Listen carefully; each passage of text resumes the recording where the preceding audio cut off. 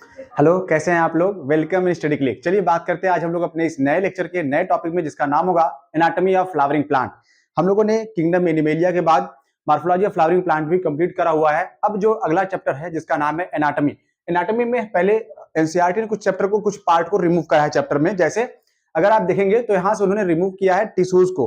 Tissue के जो simple tissue, complex tissue, permanent tissue के नाम पे जो टर्म्स आए थे, उन्होंने उसको सिलेबस से हटा दिया। कहा कि हम ये सब आपको 9th के एनसीईआरटी में पढ़ा चुके हैं, अब कहाँ पढ़ाएंगे इसको। अब इसको डायरेक्ट पढ़ाएंगे आपको लेके चल के कहाँ पे, टिश्यू सिस्टम में। तो जो 3 तरह के टिश्यू सिस्टम बनते हैं, इन्होंने उस टिश्यू सिस्टम को ही हमको पढ़ाया।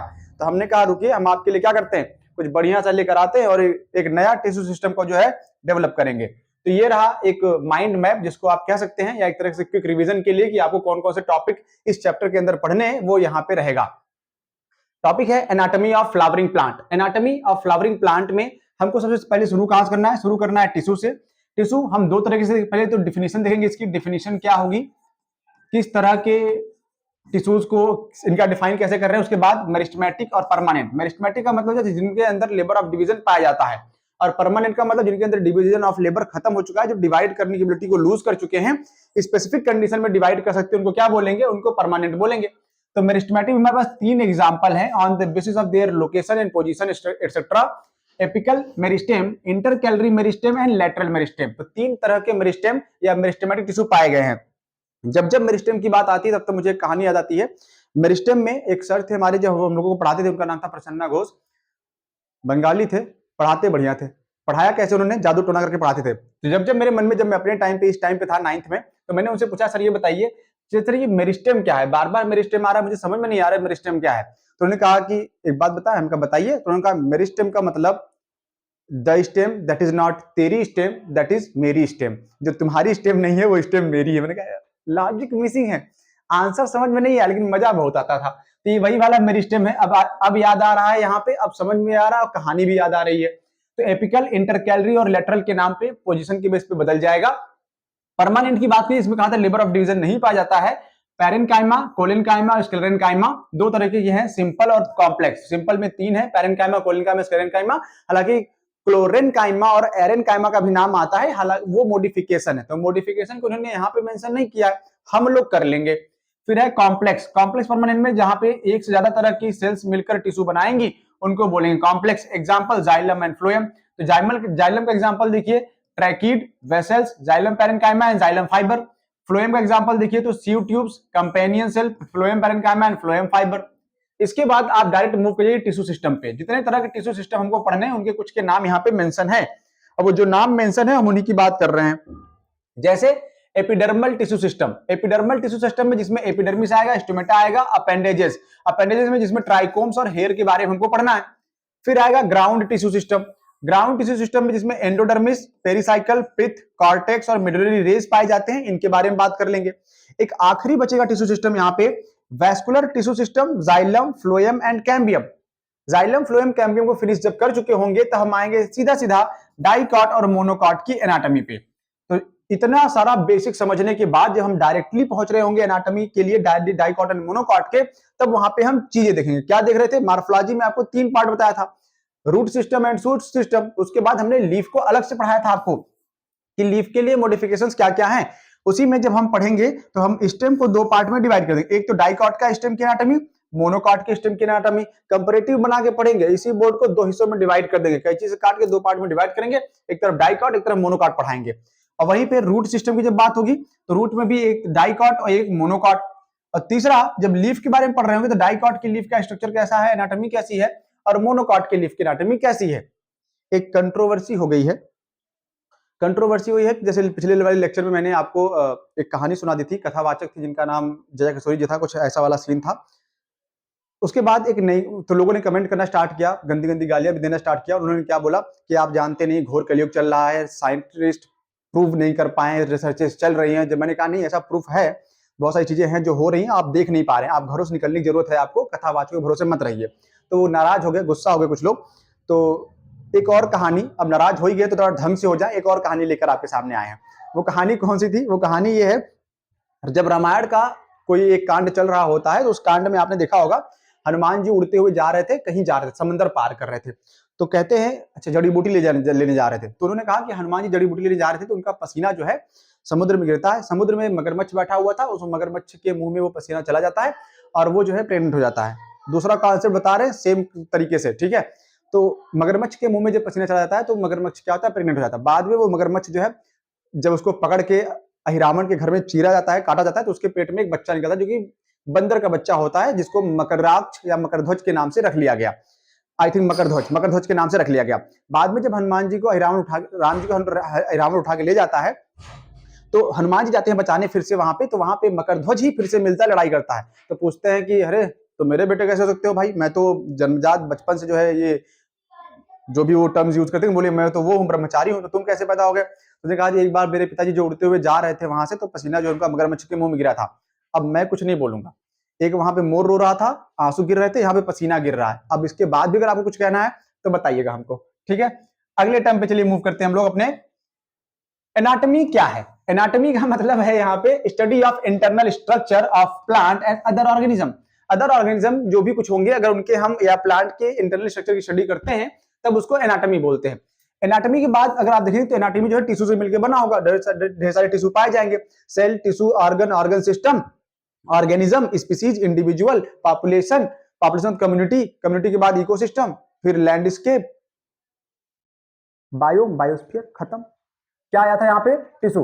टिश्यू में group of sales having common origin and function. अगर कॉमन ओरिजिन और कॉमन फंक्शन है सेल का तो उसको क्या बोलेंगे? टिश्यू बोलेंगे। जैसे एग्जांपल लीजिए कार्डियक सेल, अब ढेर सारी कार्डियक सेल एक जैसी सेल आपस में क्या बनाएंगे? कार्डियक टिश्यू बनाएंगी और बाद में वो ऑर्गन बनाएगा ना, तो यहाँ पे ऐसे प्लांट के अलग एग्जाम्पल लेंगे। टिश्यू को किस बेस पे डिफाइन करते हैं? Based on the capability of the cell division. Divide कर सकता है या नहीं? डिवाइड करेगा तो मेरिस्टेमेटिक, नहीं करेगा तो परमानेंट, यानी लेबर ऑफ डिवीजन पाया जा रहा है तो मेरिस्टेमेटिक बोल देंगे, नहीं पाया जा रहा है तो परमानेंट। परमानेंट में कुछ केसेस में स्पेशलाइज्ड कंडीशन में वो डिवाइड करेगा।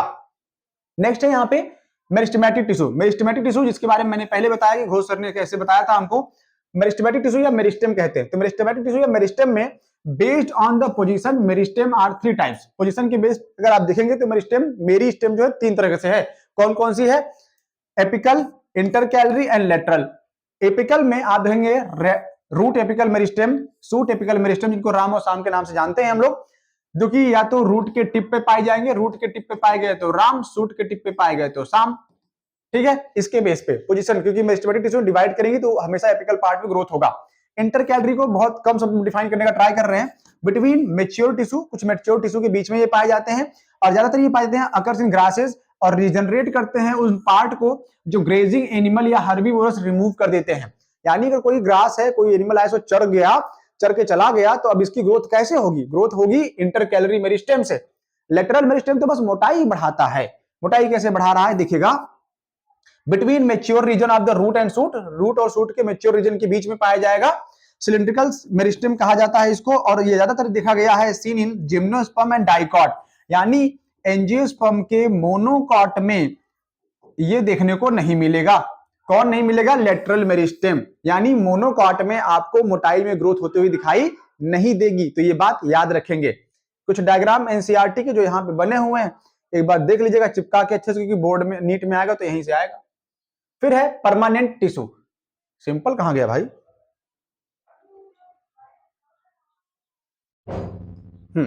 Permanent tissue. परमानेंट टिश्यू में मेरिस्टेमेटिक की बात, जो परमानेंट आते हैं, परमानेंट में produced by primary and secondary meristem, जो प्राइमरी या सेकेंडरी मेरिस्टेम होते हैं उनकी वजह से बनते हैं, and become structurally and functionally specialised. इनका स्ट्रक्चर, इनका फंक्शन स्पेशलाइज हो जाता है और इसके बाद इनके अंदर डिवीजन की एबिलिटी जो है खत्म हो जाती है।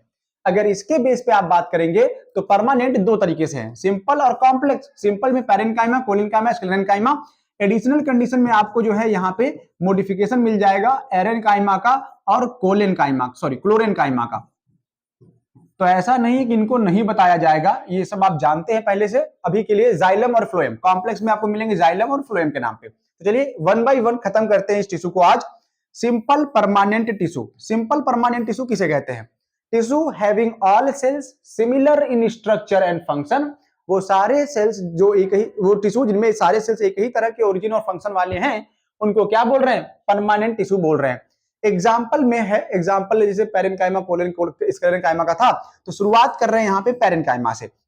पैरेन्काइमा जो कि एक मेजर फॉर्म है बनाता है यहाँ पे, कैसे? It forms the major component within organ. सारे प्लांट का जो मेजर ऑर्गन होता है वो पैरेन्काइमा का बना है। और ये ज्यादातर जो सेल्स होती हैं एक सिमेट्री शो करती है, इसका नाम है आइसोडायमेट्रिक।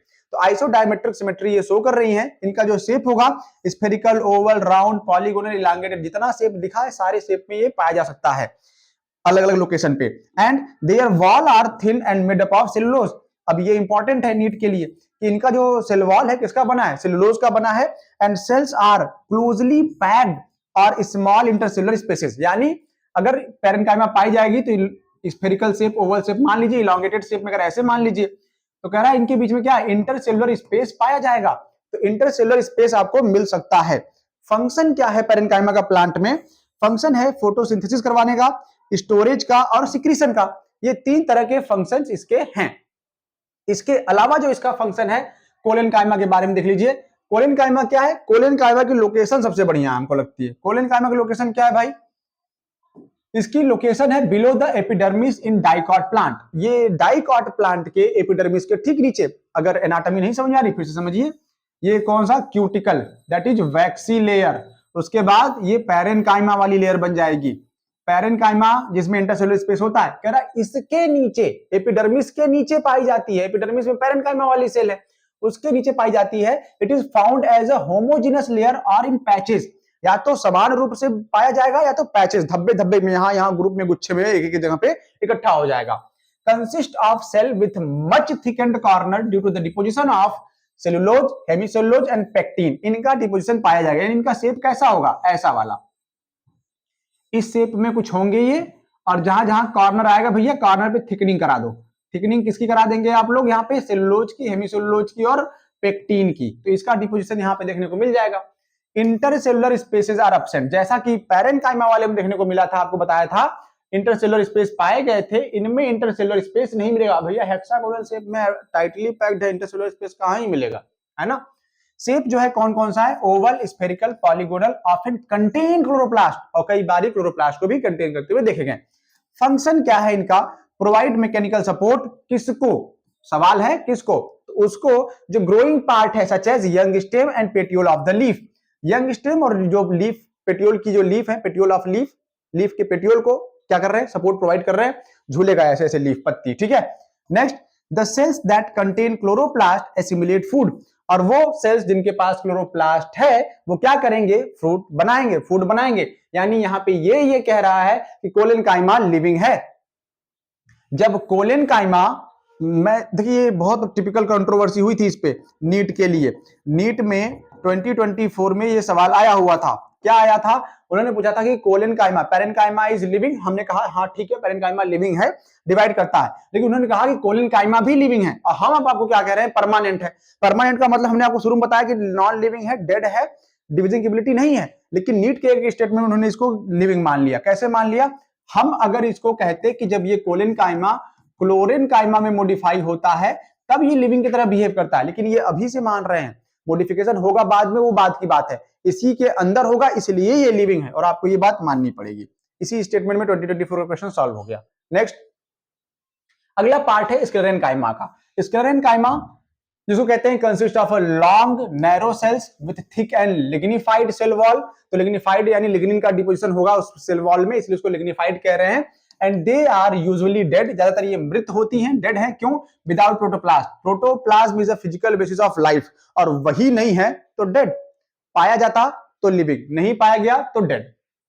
टाइप कितने हैं स्क्लेरेनकाइमा के? 2, स्क्लेरिड एंड फाइबर। स्क्लेरिड्स क्या है? फाइबर क्या है? फाइबर में thick walled, elongated and pointed cells generally in groups, ये ग्रुप में पाए जाएंगे। जबकि वहीं पे अगर आप स्क्लेरिड्स को देखेंगे तो स्क्लेरिड्स क्या है?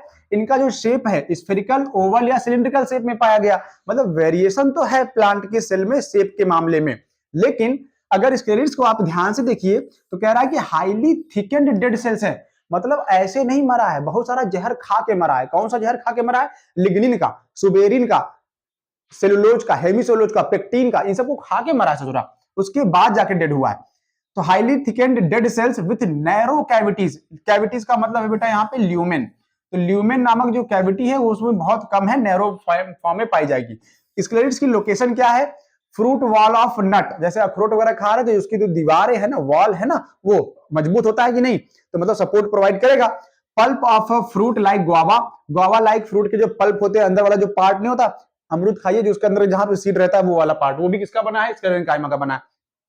पियर एंड सपोटा, नाशपाती और सपोटा वाले फल में भी देखने को मिल जाएगा। साथ में seed coat of legume, legume वाले जैसे चना मटर दाल वाली जो जितनी भी दाल है ना, उनका सीड कोट जो होता है काफी हार्ड होता है, इसका मतलब वो भी किसका बना है, स्क्लेरेंकाइमा का बना है।